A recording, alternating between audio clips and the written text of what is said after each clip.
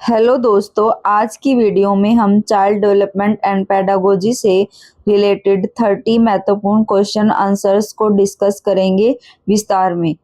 आइए शुरू करते हैं आज की वीडियो। सबसे पहला क्वेश्चन है डिस्ग्राफिया। तो डिस्ग्राफिया क्या होता है? तो जिसमें बच्चे को राइटिंग में दिक्कत आती है वो हमारा डिस्ग्राफिया होता है। बच्चा क्या होता है, बी को डी लिख देता है, इस तरीके की बच्चा एम को डब्ल्यू लिख देता है। तो बच्चा इस तरह की मिस्टेक करता है। अगर हमारे इस तरीके से भी क्वेश्चन पूछा जाता है कि बच्चा बी को डी लिख देता है, एम को डब्ल्यू लिख देता है, तो उसको कौन सी दिक्कत है? तो ये बच्चे को लिखने से संबंधित दिक्कत होती है। स्पीच ऑर्डर नहीं होता, पहला ऑप्शन में दिया स्पीच ऑर्डर नहीं होता, लोकोमोटर डिसऑर्डर भी नहीं होता, neurological disorder characterized by trouble in forming letter and shapes. तो बच्चे को लेटर और शेप्स बनाने में क्या आती है, दिक्कत आती है। ये एक न्यूरोलॉजिकल डिसऑर्डर होता है। तो ऑप्शन नंबर 3 हमारा यहाँ पे करेक्ट हो जाएगा। एक तंत्रिकीय विकार है जिसकी विशेषता अक्षरों और आकारों को बनाने में कठिनाई है। नेक्स्ट क्वेश्चन है हमारा the approach to educating gifted children which moves them through curriculum at an unusually rapid race is known as. यहाँ पे अनयूजुअली रैपिड रेस की बात हो रही है। तो जहाँ पे भी रेस की बात होती है वो हमारा एक्सीलरेशन होता है। जैसे हम जो व्हीकल्स में भी होते हैं इस वर्ड का यूज करते हैं एक्सीलरेशन का, तो एक्सीलरेशन से संबंधित हमारा होता है। तो ऑप्शन नंबर 3 हमारा यहाँ पे करेक्ट हो जाएगा। त्वरण, यहाँ पे असामान्य रूप से तीव्र गति की जब भी बात होती है तो वो एक्सेलरेशन होता है। अगर हम बाकी ऑप्शन की बात करें तो डिफरेंशिएटेड इंस्ट्रक्शन क्या होता है, ये हमारे जो बच्चे की नीड्स के अकॉर्डिंग बच्चे को इंस्ट्रक्शन दी जाती है उससे रिलेटेड ये हमारा कंसेप्ट है। और दूसरा है हमारा एनरिचमेंट। एनरिचमेंट में क्या होता है कि बच्चे को ऑडियो विजुअल अलग अलग तरह का जो है टीएलएम प्रोवाइड करी जाती है ताकि बच्चा जल्दी सीखे। और इमर्शन हमारा जो फोर्थ ऑप्शन होता है ये हमारी डीप स्टडी के लिए होता है। तो किसी भी कंसेप्ट की बच्चा जो हम जानते हैं कि जो गिफ्टेड स्टूडेंट होते हैं उनका जो आईक्यू लेवल हाई होता है तो वो किसी चीज को जल्दी सीख लेते हैं, उनकी जो सीखने की स्पीड होती है। तो उस स्पीड को जो मैच करने के लिए जो हमारी अप्रोच होती है वो हमारी एक्सीलरेशन होती है। और जब बच्चा डीप में सिखाना होता है उस बच्चे को ताकि वो बच्चे की जो है सेटिस्फेक्शन हो, उसकी जो क्यूरियोसिटी है वो उसकी सेटिस्फाई हो जाए, उसके बाद ही क्या टीचर है नेक्स्ट टॉपिक पे पहुंचता है। यानी कि किसी भी टॉपिक को डीप में समझना ये हमारे जो गिफ्टेड स्टूडेंट के लिए ये स्ट्रेटजी अपनाई जाती है। क्योंकि यहाँ पे स्पीड की बात हो रही है तो एक्सीलरेशन होता है कि बच्चे की स्पीड के साथ मैच करके उसका करिकुलम करवाया जाता है।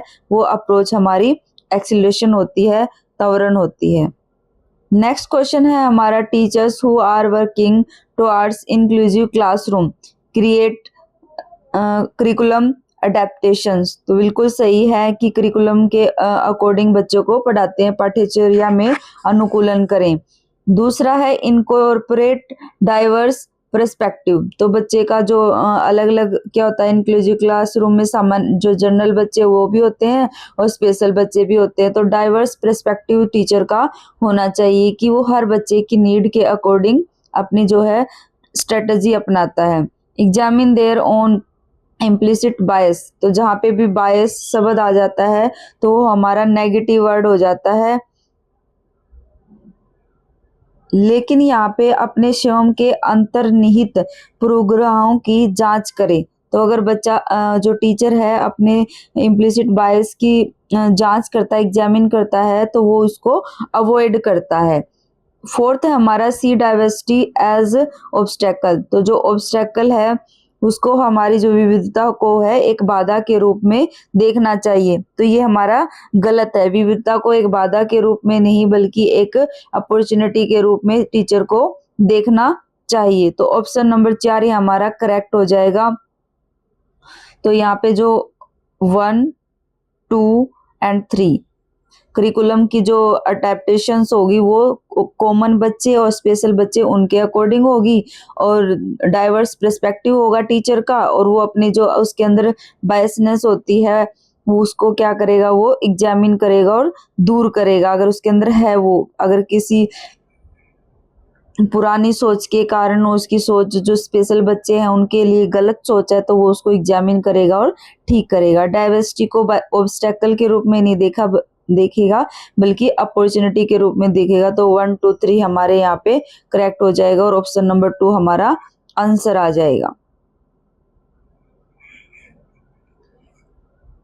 नेक्स्ट क्वेश्चन है वाइल एजेंसी ऑफ सोशलाइजेशन। तो ये इसके ऊपर भी मैंने जो कंप्लीट सीडीपी के इम्पोर्टेंट टॉपिक्स की जो वीडियो बनाई हुई है उसमें मैंने ये सोशलाइजेशन को भी सोशलाइजेशन का जो टॉपिक है उसको भी इंक्लूड कर रखा है।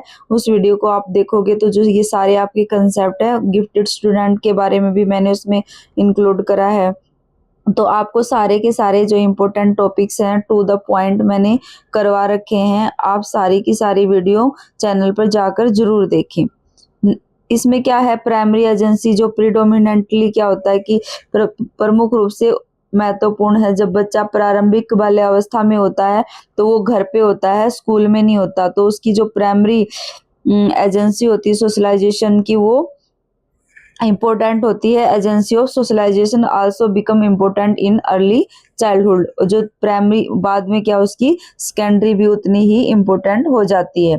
तो शैशवावस्था में जो इन्फेंसी में वो बच्चा स्टार्टिंग में घर पे होता है तो प्राथमिक संस्थाएं प्रमुख रूप से महत्वपूर्ण है, जबकि प्रारंभिक बाल्यावस्था में समाजीकरण की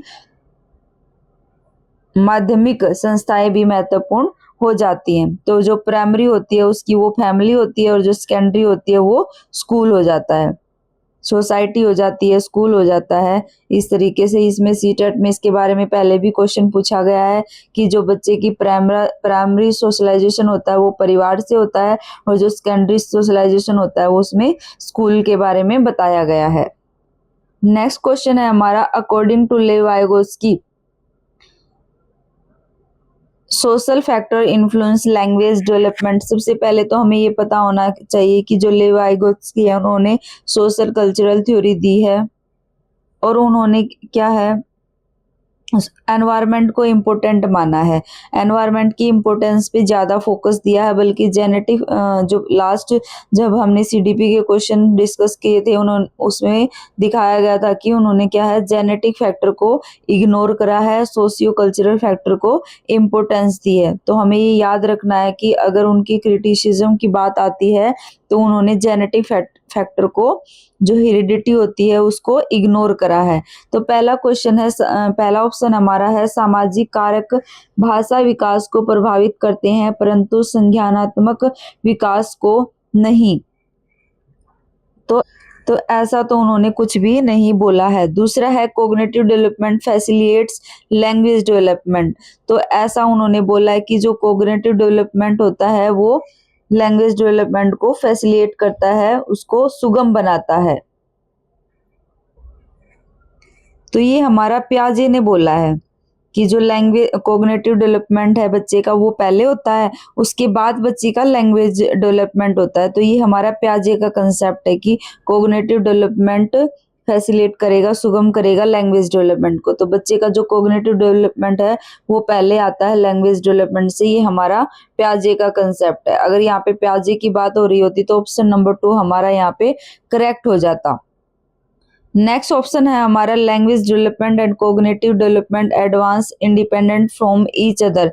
तो ऐसा भी नहीं है कि दोनों से इंडिपेंडेंट है, दोनों स्वतंत्र रूप से विकसित होते हैं, नहीं, दोनों का क्या है संबंध होता है। ये बात तो दोनों ने ही मानी है, प्याजे ने भी और वाइगोत्स्की ने भी, दोनों ने मानी है कि दोनों का आपस में संबंध होता है। बस फर्क इतना है कि प्याजे ने ये बताया है कि कोग्निटिव डेवलपमेंट पहले होती है, संज्ञानात्मक विकास पहले होता है, फिर भाषा विकास होता है। वाइगोत्स्की ने ये बताया है कि पहले भाषा विकास होगा उसके बाद बच्चे का संज्ञानात्मक विकास होता है। तो ऑप्शन नंबर 4 हमारा language development facilitate cognitive development. अगर बच्चे का भाषा विकास अच्छा होगा तो उसका संज्ञानात्मक विकास भी अच्छा होगा। तो ऑप्शन नंबर 4 ये हमारा आंसर हो जाएगा, करेक्ट हो जाएगा। तो वाइगोत्स्की के अनुसार जो है लैंग्वेज डेवलपमेंट संज्ञानात्मक विकास को सुगम बनाता है। नेक्स्ट क्वेश्चन है हमारा, at which level of Lawrence Kohlberg moral reasoning of do children typically believe that people should live up to the expectations of the society and behave in good ways। तो यहाँ पे good boy और bad boy की बात हो रही है, लेकिन सोसाइटी के अकॉर्डिंग बात हो रही है। जब पहली जो दो स्टेजेस हैं उनमें क्या है, बच्चा पनिशमेंट के कारण करता है, दूसरी में बच्चा गुड बॉय या बैड बॉय के लिए करता है, लेकिन वो सोसाइटी के बारे में नहीं, अपने खुद के बारे में सोचता है, सेल्फ के बारे में सोचता है। ये जो हमारी प्री कन्वेंशनल स्टेज होती है इसके अंदर। उसके बाद आता है पोस्ट कन्वेंशनल स्टेज, उसके बाद आती है हमारी कन्वेंशनल स्टेज। तो दूसरी जो स्टेज होती है इसमें बच्चा सोसाइटी के बारे में सोचता है। तो दूसरा जो लेवल होता है उसमें जो ह्यूमन होता है moral development according to Lawrence Kohlberg, वो सोसाइटी के बारे में सोचना शुरू कर देता है। और सबसे लास्ट वाली जो स्टेज होती है पोस्ट ऑपरेशनल, इसमें क्या है, वो मोरलिटी के बेस पे सोचता है, यूनिवर्सल थिंकिंग उसकी हो जाती है, सार्वभौमिक स्तर पर वो सोचने लगता है। अब यहाँ पे सोसाइटी के बारे में पूछा है कि सोसाइटी में वो अच्छा दिखना चाहता है, तो वो कन्वेंशनल लेवल होता है। हमें मेनली ये याद रखना है कि पहली वाली जो लेवल होता है प्री कन्वेंशनल लेवल, उसमें क्या है, पनिशमेंट के लिए या गुड या बैड, यानी कि खुद के बारे में वो सोचेगा कि अगर ये काम कोई भी काम करेगा तो उसको पनिशमेंट मिलेगी या अवार्ड मिलेगा। दूसरा जो कन्वेंशनल लेवल है वो सोसाइटी के बारे में सोचता है। और तीसरा पोस्ट कन्वेंशनल आएगा, ये पोस्ट ऑपरेशनल नहीं है। पोस्ट कन्वेंशनल में क्या होगा, वो मोरालिटी के बेस पर सोचेगा, पूरे विश्व स्तर की उसकी सोच होगी। तो ऑप्शन नंबर 3 यहाँ हमारा करेक्ट हो जाएगा, कन्वेंशनल लेवल जब वो सोसाइटी के बारे में सोचता है। नेक्स्ट है हमारा असर्शन और रीजन से है interaction with more knowledgeable others. तो जो ये MKO का कंसेप्ट है वो लेवाइगोस्की का है। सच एज टीचर्स, इसमें टीचर भी हो सकते हैं, पीयर्स भी हो सकते हैं। Can provide the necessary support and guidance to help learners to develop their understanding and skill, बिल्कुल सही है। मोर नॉलेजेबल अदर में टीचर, पीयर या पेरेंट्स भी हो सकते हैं। बच्चे को उस लेवल पर ZPD के लेवल तक बच्चे को लेकर जाते हैं, सपोर्ट करते हैं, बच्चे को गाइड करते हैं। तो बिल्कुल हमारा सही है। दूसरा है सोशल इंटरेक्शन इज ए की component of learning and development. तो बिल्कुल सही है कि बच्चा सोशल इंटरेक्शन से लर्निंग करता है और उसका डेवलपमेंट भी होता है। तो दोनों ही हमारे सही हैं।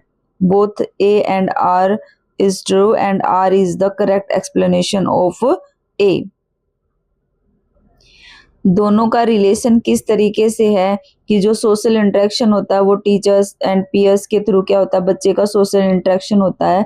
तो दोनों एक दूसरे से रिलेटेड कंसेप्ट है, इसलिए R is the correct explanation of A आ जाएगा। ऑप्शन नंबर 2 हमारा करेक्ट हो जाएगा।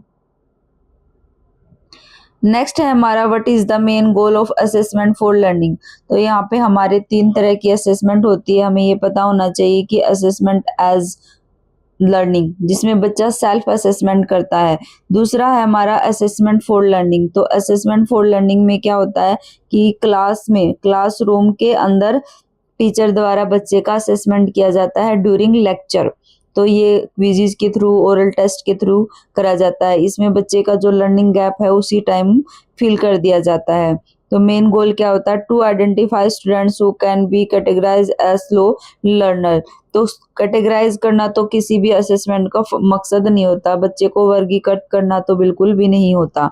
विद्यार्थी के प्रदर्शन का मूल्यांकन करना और ग्रेड देना होता है हमारा असेसमेंट ऑफ लर्निंग, जो कि लास्ट में होता है। तो ये हमारा असेसमेंट ऑफ लर्निंग होता है, जिसमें बच्चे को ग्रेड दी जाती है, जिसे हम समेटिव असेसमेंट भी कहते हैं। तो ये असेसमेंट का क्वेश्चन भी बार बार आ रहा है, तो इसके बारे में भी मैंने वीडियो में डिस्कस किया हुआ है, शॉर्ट्स भी बनाया हुआ है, असेसमेंट फॉर लर्निंग और एज लर्निंग और ऑफ लर्निंग तीनों से रिलेटेड। तो आप सारी की सारी वीडियो जाकर चैनल पर जरूर देखें, आपको बहुत हेल्प मिलेगी। मोस्टली सिलेबस कवर कर दिया गया है, तो आप अगर मेरी वीडियोस देखते हैं, उनको डीप में समझते हैं, तो आपका 100% जो CTET है वो क्लियर हो जाएगा।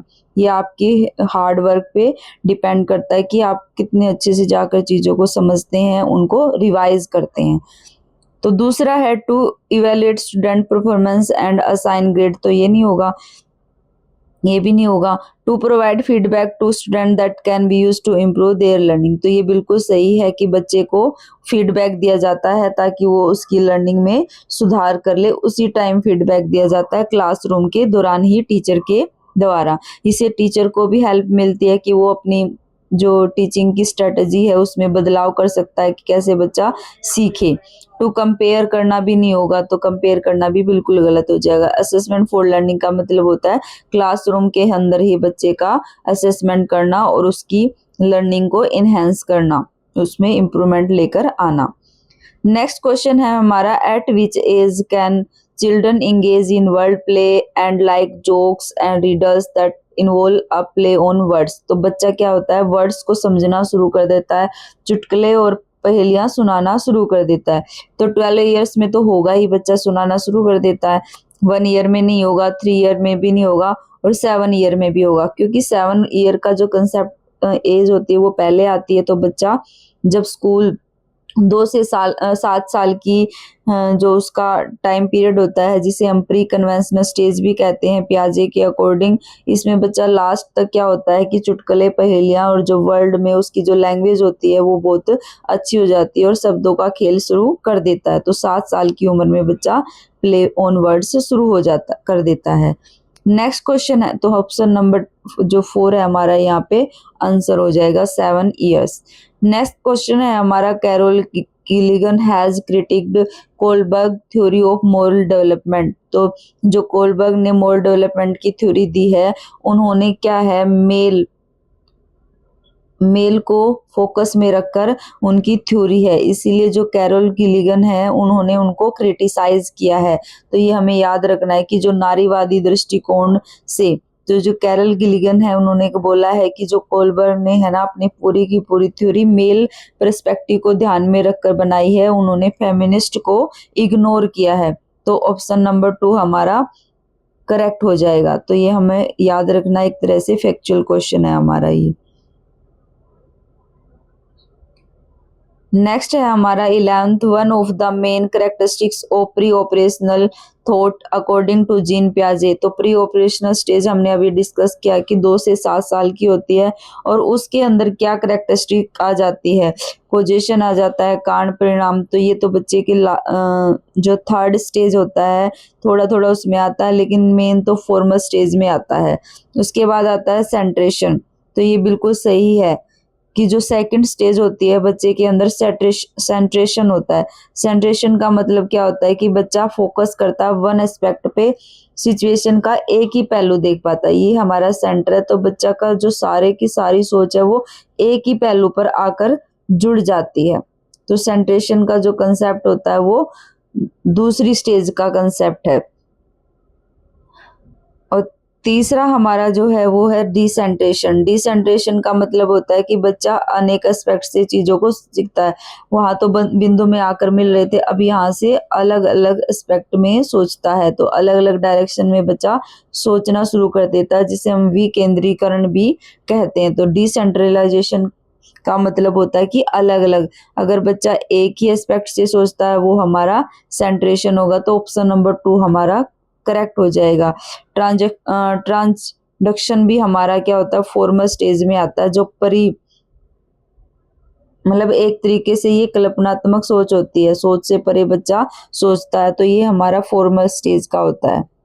और जो डिसेंट्रेशन होता है वो हमारा 3rd स्टेज में आ जाता है, जब बच्चा कंक्रीट ऑपरेशनल स्टेज में होता है 7 से 11 वाले में, जब वो उसके डिसेंट्रेशन आ जाता है, रिवर्सिबिलिटी आ जाती है बच्चे के अंदर की चीज़ों को अगर उलट के बच्चों को दिखाया जाए तो बच्चा समझ जाता है कि मान लिया अगर ये जो फेमस एग्जाम्पल है हमारा, एक लंबा जार है एक चौड़ा जार है, दोनों चौड़ा जार है तो दोनों में सेम पानी है, तो बच्चा जब 2nd स्टेज पे होगा तो वो बताएगा कि लंबे जार में ज्यादा पानी है, क्योंकि वो एक ही एस्पेक्ट को देख पा रहा है, लंबाई के एस्पेक्ट को। लेकिन जब बच्चा 3rd स्टेज में चला जाता है कंक्रीट ऑपरेशन में, तो वो दोनों एस्पेक्ट को देख पाता है और वो दोनों में सेम पानी बताता है, उसके अंदर डिसेंट्रेशन का कंसेप्ट आ जाता है।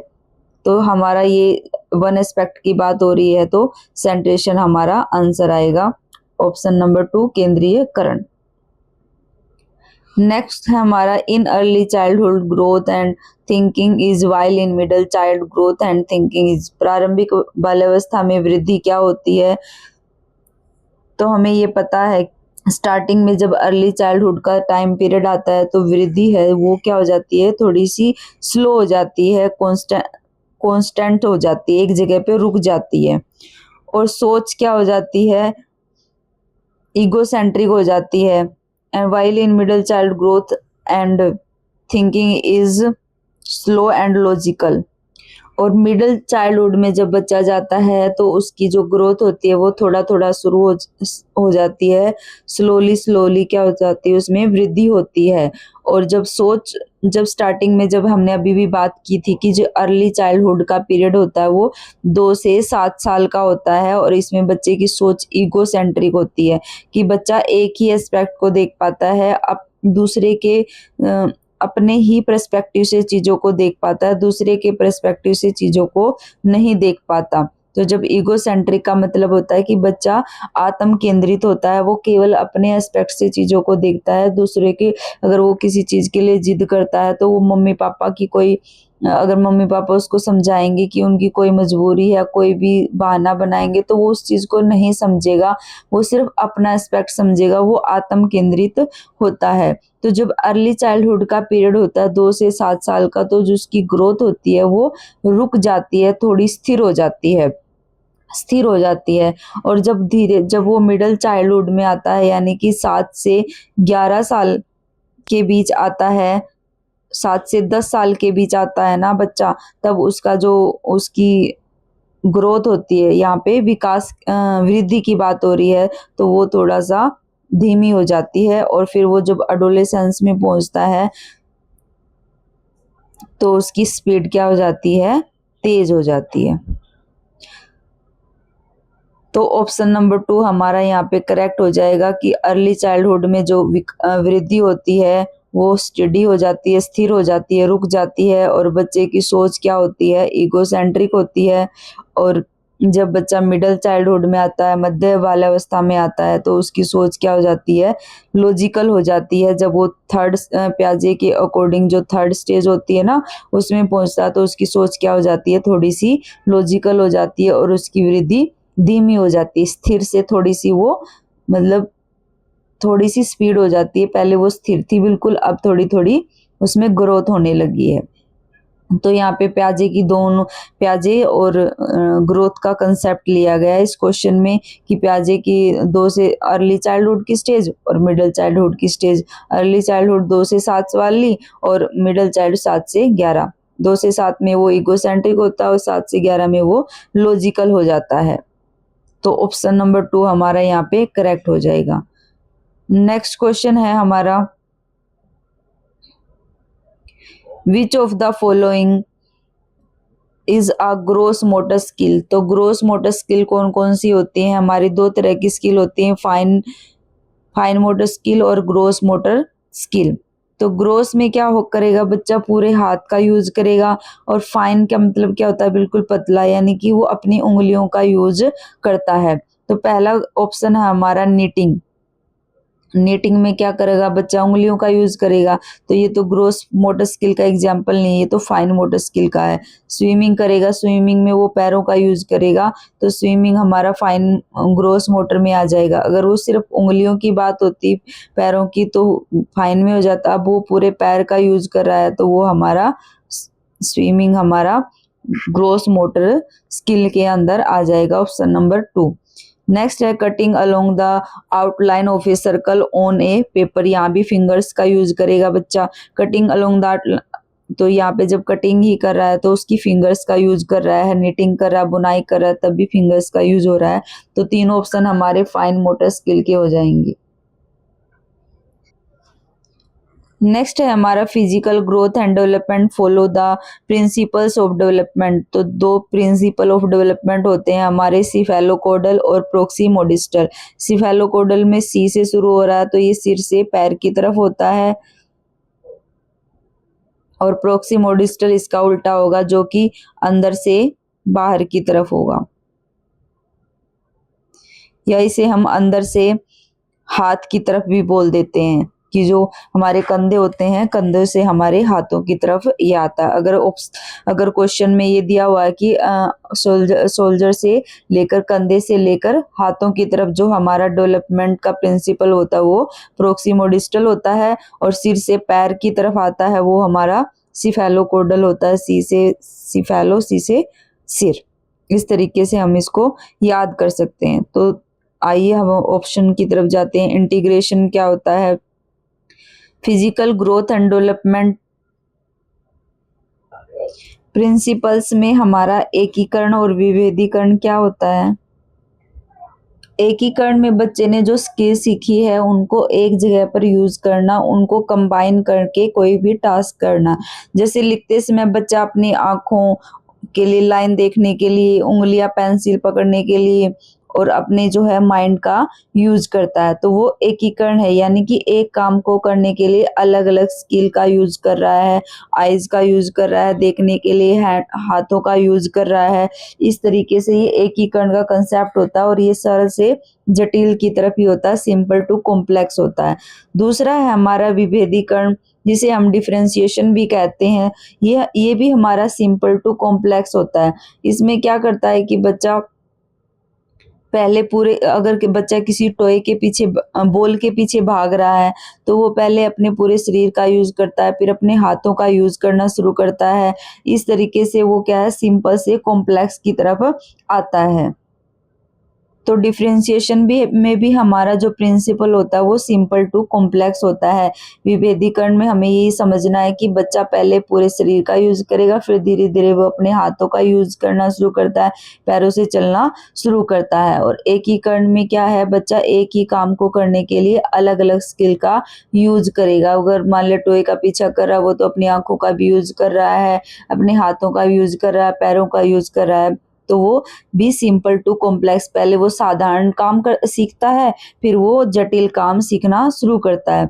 तो जो ऑप्शन नंबर 4 है यहाँ पे सिंपल टू कॉम्प्लेक्स डिफरेंशिएशन का ठीक है, लेकिन इंटीग्रेशन का गलत दिया हुआ है। सिंपल टू कॉम्प्लेक्स होना चाहिए, यहाँ पे भी इसका अपोजिट दे दिया। सिफेलोकोडल में हमने करा था सिर से पैर की तरफ, प्रोक्सिमोडिस्टल इनर से आउटर की तरफ, अंदर से बाहर की तरफ होता है। तो ऑप्शन नंबर 2 हमारा करेक्ट हो जाएगा। सिफेलोकोडल सिर से पैर की तरफ और प्रोक्सिमोडिस्टल क्या होगा, अंदर से बाहर की तरफ। तो यहाँ पे हमारा जो आंसर होगा ऑप्शन नंबर 2 आ जाएगा। नेक्स्ट है हमारा according to Howard Gardner a philosopher. उन्होंने जो है, हावर्ड गार्डनर ने हमारे इंटेलिजेंस की थ्योरी दी थी, मल्टीपल इंटेलिजेंस की थ्योरी, जिसमें उन्होंने 9 तरह की इंटेलिजेंस की बात की। पहले उन्होंने 8 तरह की इंटेलिजेंस की बात करी थी, उसके बाद उन्होंने 9 तरह की एक इंटेलिजेंस उन्होंने लास्ट में जोड़ी थी, जिसे हम एग्जिस्टेंशियल इंटेलिजेंस भी कहते हैं। तो ऑप्शन पे जाएं तो यहाँ पे फिलोसोफर की बात हो रही है और एक स्कल्पचर की बात हो रही है, दर्शन शास्त्री और मूर्तिकार की बात हो रही है। जो मूर्तिकार है वो तो शेप्स वगैरह की चीजें देखेगा। तो हमने ये करा था कि जब शेप्स की बात आती है तो उसके अंदर क्या होगी, स्पेशियल इंटेलिजेंस ज्यादा होगी। तो जो सेकंड वाला जो मूर्तिकार है उनके लिए तो क्या आएगा, स्पेशियल इंटेलिजेंस। तो एक ही ऑप्शन है हमारा जिसमें मूर्तिकार के लिए क्या है, स्पेशियल इंटेलिजेंस। तो इंट्रापर्सनल आ जाएगा, थर्ड ऑप्शन हमारा करेक्ट हो जाएगा। इस तरीके से हम आंसर तक पहुंच सकते हैं। इंट्रापर्सनल में क्या होता है, फिलोसोफर क्या होते हैं, सोच विचार करते हैं, वो अपने आप से ही बातें करते हैं। 2 तरह की जो कम्युनिकेशन होती है, इंटर और इंट्रा। इस तरह ये 2 तरह की इंटेलिजेंस है, इंटरपर्सनल होती है और इंट्रापर्सनल होती है। इंटर में क्या है, एक 2 आदमियों की जरूरत होगी, एक आदमी दूसरे आदमी से बात करेगा। और जो इंट्रा होता है इसमें क्या होगा, वन खुद से ही बात करेगा, वन से ही बात करेगा, यानी खुद से ही बात करेगा, वो होता है हमारा इंट्रा। इंटर होता है 1 2 से बात करेगा। तो ऑप्शन नंबर 3 हमारा यहाँ पे करेक्ट हो जाएगा, इंट्रापर्सनल और स्पेशियल। अगर हमें ये पता है कि स्कल्पचर मूर्तिकार होता है, वो मूर्तियां बनाता है, उसको शेप्स देखनी होती है, उनकी लेंथ देखनी होती है, तो उसको स्पेशियल इंटेलिजेंस हम कहते हैं। बाकी लिंग्विस्टिक तो भाषा को हो जाएगा, स्पेशल यहाँ फर्स्ट में दिया गया तो इसलिए गलत हो जाएगा। इंटरपर्सनल हमने अभी बात करी है तो बाकी ऑप्शन हमारे गलत हो जाएंगे। और सीधे हम आंसर तक पहुंच सकते हैं। नेक्स्ट क्वेश्चन है हमारा experiential learning stress is on. अनुभवात्मक अधिगम किस पर बल देता है? Control of teacher on the learning of children. तो टीचरों का जो कंट्रोल होता है वो नहीं। एक्सपीरियंस की बात हो रही है तो बच्चे का एक्सपीरियंस को ही इम्पोर्टेंस दी जाएगी। The role of reinforcement in learning. यहाँ पे हमें सबसे पहले ये याद रखना है कि जो एक्सपीरियंशियल लर्निंग है वो हमारे डेविड कोल्ब ने दी थी। इनके बारे में भी मैंने शॉर्ट्स बना के डाला हुआ है। इनकी जो चार स्टेजेस उन्होंने दी थी साइकिल के रूप में। जो सबसे पहले जैसे कंक्रीट एक्सपीरियंस, रिफ्लेक्टिव ऑब्जर्वेशन करेगा बच्चा, अब्स्ट्रैक्ट कंसेप्चुअलाइजेशन करेगा, उसके बाद एक्टिव एक्सपेरिमेंटेशन करेगा। तो ये आप चैनल पर जाकर शॉर्ट्स में देख सकते हैं और उसमें डिटेल में समझाया गया है। तो यहाँ पे जो है डेविड कोल्ब ने एक्सपीरियंस लर्निंग में ये बताया है कि बच्चा लर्निंग बाय डूइंग करेगा, बच्चा करके सीखेगा और उसने जो सीखा है उसको रिफ्लेक्ट भी करेगा, उसको उस पे क्रिटिकल ऑब्जर्वेशन, उस पे ऑब्जर्वेशन करेगा। उसका क्या है एब्स्ट्रैक्ट कंसेप्ट, उसने जो भी कंसेप्ट सीखा है उसका क्या है कंक्लूजन निकालेगा। तो इस तरीके से उन्होंने जो role of reinforcement in learning, ये भी नहीं आएगा, री इन्फोर्समेंट की तो बात ही नहीं हुई। इम्पोर्टेंस ऑफ क्रिटिकल रिफ्लेक्शन, तो उन्होंने ये बताया है कि आलोचनात्मक प्रतिबिंबन भी करेगा। जो बच्चा लर्निंग बाय डूइंग यानी कि जो बच्चा करके सीखेगा उसका रिफ्लेक्शन भी करेगा। उन्होंने जो साइकिल दिया है 4 स्टेजेस का उसमें बात की है। नेक्स्ट है हमारा which of the following is an effective method to enhance problem solving skills in children. बच्चे के अंदर इफेक्टिव मेथड क्या होगा प्रॉब्लम को सोल्व करने का? डिस्करेज इंडिपेंडेंट थिंकिंग, तो डिस्करेज नहीं करना, बच्चे की स्वतंत्र चिंतन को हतोत्साहित नहीं करना है।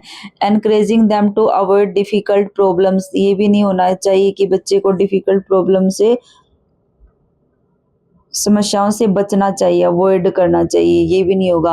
Providing them with readymade solution, तो बच्चे को रेडीमेड सॉल्यूशन भी नहीं होगा तो प्रॉब्लम सॉल्विंग स्किल तो बच्चे में आएंगी नहीं अगर उसको रेडीमेड सॉल्यूशन दे दिया जाता है तो। गिविंग देम अपॉर्चुनिटी, तो यहाँ ऐसे क्वेश्चंस में हमें क्या करना है, अपॉर्चुनिटी वाले के साथ जाएंगे कि जहाँ पे बच्चे को क्या है अपॉर्चुनिटी दी जाती है। To brainstorm and make intuitive guesses, बच्चे को अनुमान लगाने के लिए प्रोत्साहित किया जाता है और ब्रेनस्टॉर्म करने के लिए, जिसमें वो ब्रेनस्टॉर्म में 3 से 4 बच्चे क्या ग्रुप में बैठेंगे और उस पर्टिकुलर प्रॉब्लम पे क्या करेंगे, डिस्कस करेंगे और उसका सॉल्यूशन निकालेंगे। तो ऑप्शन नंबर 4 ये हमारा करेक्ट हो जाएगा, प्रॉब्लम सॉल्विंग की स्किल बेस्ट है ये। नेक्स्ट है हमारा असेसन रीजन से teachers should create a meaningful environment which seeks active participation and engagement of all children, तो बिल्कुल सही है, बच्चे को इस तरह का टीचर को एनवायरनमेंट देना चाहिए। All children are instructionally motivated to learn and are capable of learning, तो ये जरूरी नहीं है कि सभी बच्चे आंतरिक रूप से सीखने के प्रेरित और सीखने में सक्षम होते हैं। तो यहाँ पे सभी शब्द आ गया तो ये जरूरी नहीं है कि सभी बच्चे ऐसे ही हों। तो ऑप्शन नंबर, तो यहाँ पे क्या है कि इस तरह का बच्चे को एनवायरनमेंट दिया जाता है तो तब बच्चे इस तरह से सीखने के लिए प्रेरित होंगे, उनको सीखने में मजा आएगा। एक्टिव पार्टिसिपेशन का अगर उन्हें मौका दिया जाता है तो वो बिना किसी लालच के सीखना पसंद करेंगे। तो ये इस यहाँ पे असर्शन के अकॉर्डिंग रीजन है वो सही है, इसलिए यहाँ पे both A and R true हो जाएंगे और R is the correct explanation of A आ जाएगा। तो ऑप्शन नंबर 2 हमारा करेक्ट हो जाएगा। अगर वैसे टर्म दी होती तो फिर ऑल वाला नहीं होता, लेकिन यहाँ पे असर्शन के अकॉर्डिंग रीजन को बताना है तब यहाँ पे हमारा रीजन सही हो जाएगा। नेक्स्ट क्वेश्चन है which of the following process does not contribute to the course of learning. Learning में कौन सा कंट्रीब्यूट नहीं करता, तो कांटे वाला हमें गलत लगाना है। तब सबसे पहले ऑर्गेनाइजेशन करना, तो बच्चे को चीज़ों को ऑर्गेनाइज करना आना चाहिए। कैटेगराइजेशन सही है। कंसेप्चुअलाइजेशन बच्चे विचार करेंगे। डिकॉन्टेक्चुअलाइजेशन गैर प्रासंगिकरण, तो बच्चे को जब कॉन्टेक्स्ट के साथ नहीं जोड़ा जाता है, उसकी लर्निंग को उसके एनवायरनमेंट के साथ कनेक्ट करके नहीं सिखाया जाता है तो वो लर्निंग में क्या करेगा, कंट्रीब्यूट नहीं करेगा। तो ऑप्शन नंबर 4 ये हमारा रोंग हो जाएगा कि बच्चे को गैर प्रासंगिकरण जो है अधिगम में योगदान नहीं देता।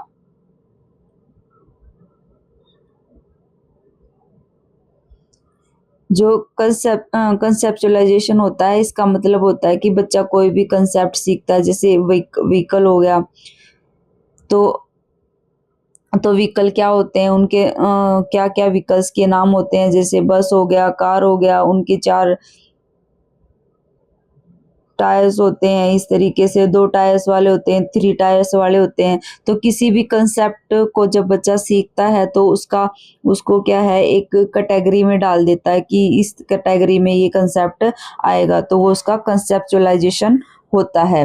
कैटेगराइजेशन में तो हमें पता है कि चीज़ों को कैटेगराइज करेगा, उनकी लेंथ के अकॉर्डिंग कैटेगराइज कर सकता है, या फिर उनके वेट के अकॉर्डिंग कैटेगराइज कर सकता है। इस तरीके से ऑर्गेनाइजेशन में बच्चा चीज़ों को ऑर्गेनाइज करना सीखेगा कि कौन सी चीज़ उसको पहले रखनी, कौन सी बाद में आएगी।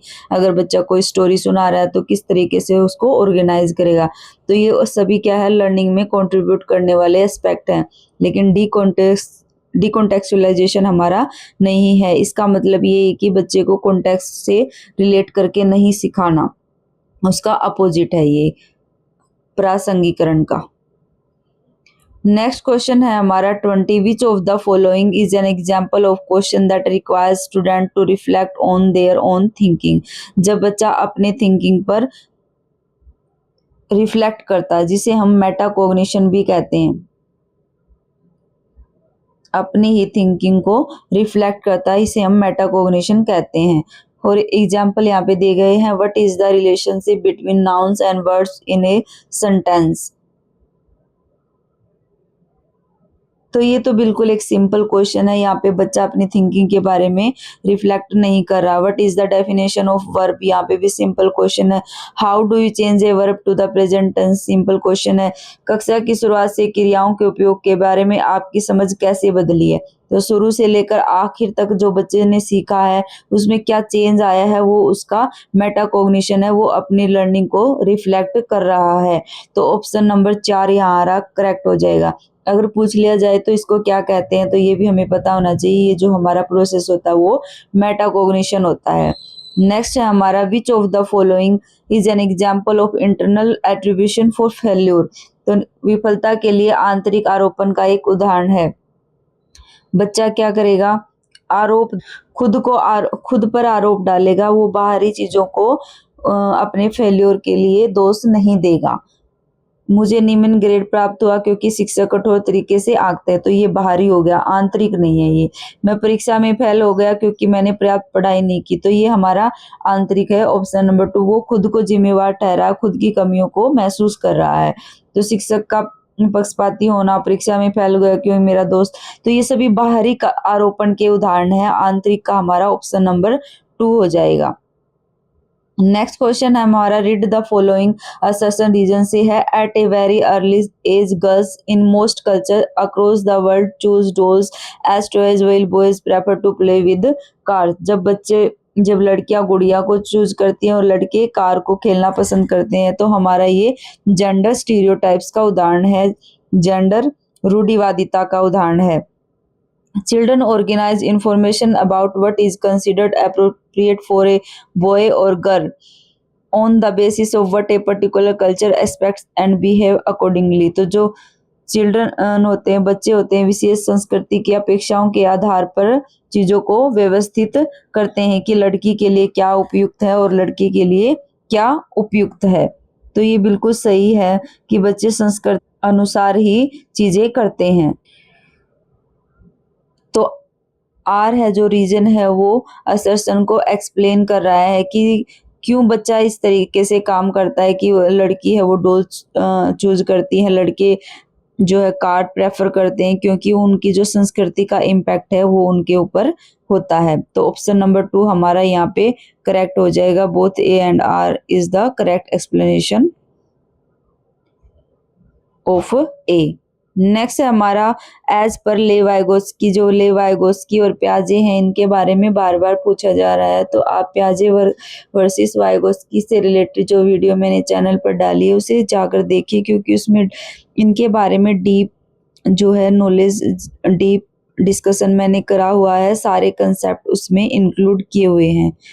As per Lev Vygotsky plays a significant role in the development of conceptual ability among children। तो क्या लेवाइगोस्की का तो हमारा यही कंसेप्ट है कि सोशियो कल्चरल, तो जहाँ पे भी बच्चा कोऑपरेशन करेगा तो वहाँ पे उनसे रिलेटेड ही बात हो रही है। टेंजिबल रिवार्ड्स की उन्होंने कोई बात नहीं की है। डेवलपमेंट दूसरा है पीयर कोलेब्रेशन, तो यहाँ पे ये बिल्कुल सही है। जो उनका मोर नॉलेजेबल अदर कंसेप्ट है, इसमें यही है कि जो पीयर हैं या जो टीचर्स होते हैं या पेरेंट्स होते हैं, वो जो मोर नॉलेजेबल अदर के रूप में रोल निभाते हैं और आपस में क्या है, बच्चों को कोलैबोरेशन का अपॉर्चुनिटी देते हैं।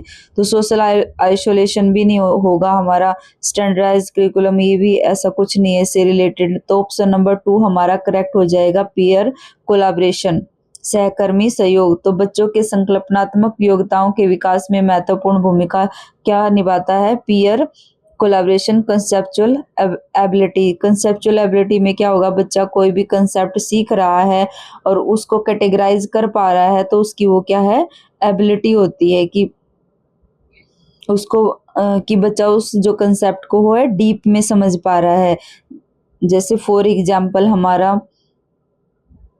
फ्रूट का कंसेप्ट है, तो बच्चा फ्रूट्स को एक कैटेगरी में डाल देता है और फिर उनको उसका जो है कंसेप्ट उसके माइंड में बिल्कुल क्लियर हो जाता है, उसको वो डिफ्रेंशिएट कर पाता है वेजिटेबल्स से। तो जहाँ पे भी लेवाइगोस्की की बात होती है तो हमें सोशल कल्चरल थ्योरी को दिमाग में रखते हुए, एनवायरनमेंट को दिमाग में रखते हुए, उसके कॉन्टेक्स्ट को दिमाग में रखते हुए ऑप्शन पे जाना है और जो उनसे रिलेटेड होगा वही हमारा करेक्ट आंसर होगा। तो यहाँ पे ऑप्शन नंबर 2 हमारा करेक्ट हो जाएगा।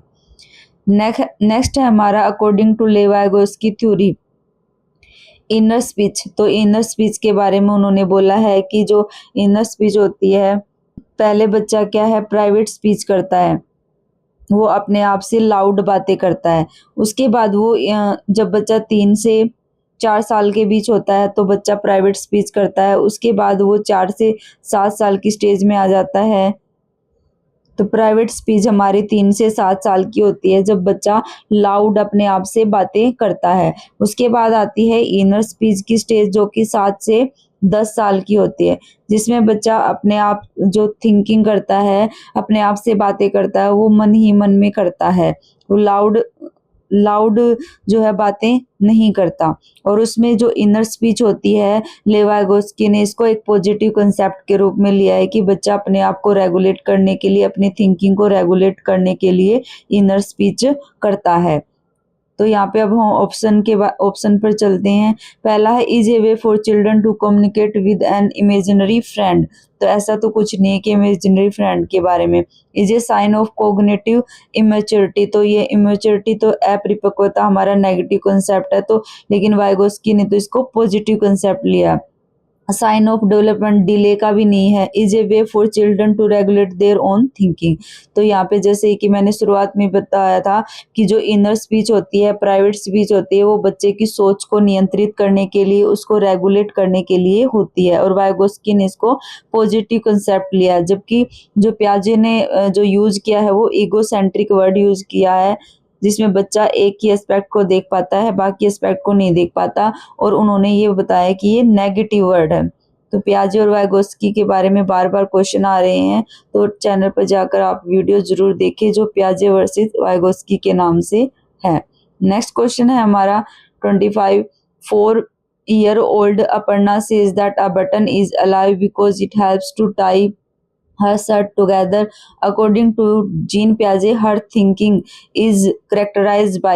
जब बच्चा नॉन लिविंग थिंग से बातें करता है तो वो एनिमिज्म में आएगा अकॉर्डिंग टू प्याजे। तो ये यहाँ पे एनिमिस्टिक थिंकिंग हो जाएगी। हमें याद रखना है कि जब बच्चा नॉन लिविंग थिंग से बातें करता है तो वो एनिमिस्टिक होता है, एनिमिज्म होता है उसके अंदर। और जो ये 2 से 7 साल की जो प्री ऑपरेशनल स्टेज होती है, इसमें बच्चा एनिमिस्टिक होता है। सेंट्रेशन भी होता है उसमें, वो एक ही एस्पेक्ट को देखता है, लेकिन यहाँ पे एनिमिस्टिक थिंकिंग की बात हो रही है। और जो ये हमारी ट्रांजेक्टिव और रीजनिंग है और हाइपोथेटिकल है, ये हमारी फॉर्मल स्टेज की बातें हैं, जो कि 11 से ऊपर साल की, ऊपर से 11 से अबो की एज में जब बच्चे आते हैं। नेक्स्ट है हमारा 26 विच of the following is a typical characteristic of students having autism. तो जब ऑटिज्म का बच्चा होता है, भी एक ही बिहेवियर को बार बार रिपीट करता है। यहाँ पर दो तरह के बच्चे हमारे मेनली हैं, ADHD। ADHD के जो बच्चे होते हैं, अटेंशन डेफिसिट हाइपर डिसऑर्डर, इसमें बच्चा का फोकस की दिक्कत होती है कि एक जगह पर वो ज्यादा देर तक फोकस नहीं कर पाता। और जो ऑटिज्म का बच्चा होता है, वो अपने बिहेवियर को रिपीट करता है बार बार। तो हमें इन दोनों की ये करेक्टरिस्टिक याद रखनी है कि ADHD में बच्चे का फोकस की डिफिकल्टी होती है कि वो एक जगह पर ज़्यादा तक बैठ नहीं सकता और एक जगह पर ज़्यादा देर तक फोकस नहीं रख सकता। और ऑटिज्म में क्या, वो एक ही चीज़ को, एक ही बिहेवियर को बार बार रिपीट करेगा। तो यहाँ पे हम ऑप्शंस को डिस्कस करते हैं। Superior ability of differentiating fiction from fact. तो ऐसा कुछ नहीं है कि कल्पना को तथ्य से अलग करने की श्रेष्ठ क्षमता। तो बच्चे में, ये बच्चे दिक्कत वाले होते हैं तो श्रेष्ठ क्षमता ऐसी कुछ नहीं होती। एडवांस सोशियो इमोशनल रेसिप्रोसिटी, उन्नत सामाजिक भावनात्मक प्रासंगिकता, ये भी नहीं है। Frequent repetitive and recurring behaviour, तो ये बिल्कुल सही है कि बच्चे एक ही बिहेवियर को बार बार रिपीट करते हैं। तो इसको जब भी ऑटिज्म की बात आती है तो हमें उसी ऑप्शन के साथ जाना है कि जहाँ पे बिहेवियर को रिपीट करने की बात हो रही है। तो ऑप्शन नंबर 3 हमारा करेक्ट हो जाएगा। नेक्स्ट हमारा असर्शन से रीजन से है, to facilitate critical thinking among learners teachers should expose them to diverse situation and different perspective. ये तो बिल्कुल सही है कि क्रिटिकल थिंकिंग को बढ़ाने के लिए टीचर को उसको विविध परिस्थितियों या विविध दृष्टिकोण से अवगत करने की अपॉर्चुनिटीज देनी चाहिए। Students learn and enrich their abilities to think critically and creatively as they engage in conversation across differences. तो अलग अलग कल्चर से, अलग अलग बच्चों से जब वो बात करते हैं तो उनकी थिंकिंग क्या होती है, इनहेंस होती है। तो दोनों ही हमारे करेक्ट हो जाएंगे। A and R true and R is the correct explanation of A. तो ऑप्शन नंबर 2 हमारा करेक्ट हो जाएगा। नेक्स्ट क्वेश्चन है हमारा, the primary goal of learning should be. तो प्राइमरी गोल, हमारा जो मुख्य प्राथमिक लक्ष्य है सीखने का, वो क्या होना चाहिए, तथ्यों को रटना, गलत। बिकमिंग एक्सीलेंट एट रोट, ये भी गलत हो जाएगा। कंपटीशन भी नहीं होना चाहिए। डेवलपमेंट ऑफ क्रिटिकल थिंकिंग, सम आलोचनात्मक चिंतन का विकास हमारा प्राथमिक लक्ष्य होना चाहिए सीखने का। तो ऑप्शन नंबर 4 ही हमारा करेक्ट हो जाएगा। नेक्स्ट है, children learn more effectively if A concept proceed from. तो बच्चे का जब कंसेप्ट है, जब जनरल से स्पेसिफिक जाता है तब बच्चा आसानी से सीखता है। कंक्रीट से एब्स्ट्रैक्ट की तरफ जाता है तब बच्चा आसानी से सीखता है। सिंपल से कॉम्प्लेक्स की तरफ जाता है तब आसानी से सीखता है। ये सब हमारे लर्निंग के प्रिंसिपल्स हैं। तो जनरल से स्पेसिफिक की तरफ जाएगा, बिल्कुल सही है। अब्स्ट्रैक्ट नहीं, अमूर्त से मूर्त की तरफ नहीं, बल्कि मूर्त से अमूर्त की तरफ होना चाहिए। पहले बच्चा चीजों को देखकर सीखता है, फिर वर्ड्स प्रॉब्लम पे आता है। कॉम्प्लेक्स टू सिंपल भी नहीं होता, रैशनल टू एम्पिरिकल नहीं होता, एम्पिरिकल टू रैशनल होता है। एम्पिरिकल में उसको क्या एक्सपीरियंस दिए जाएंगे, फिर वो रैशनल थिंकिंग करेगा।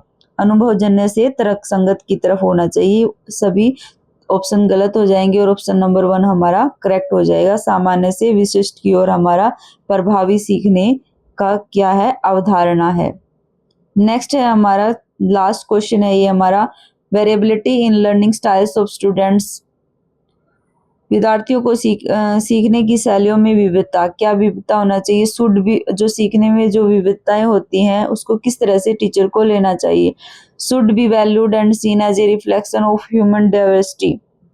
तो बिल्कुल सही है, उसको वैल्यू देनी चाहिए, महत्व दिया जाना चाहिए।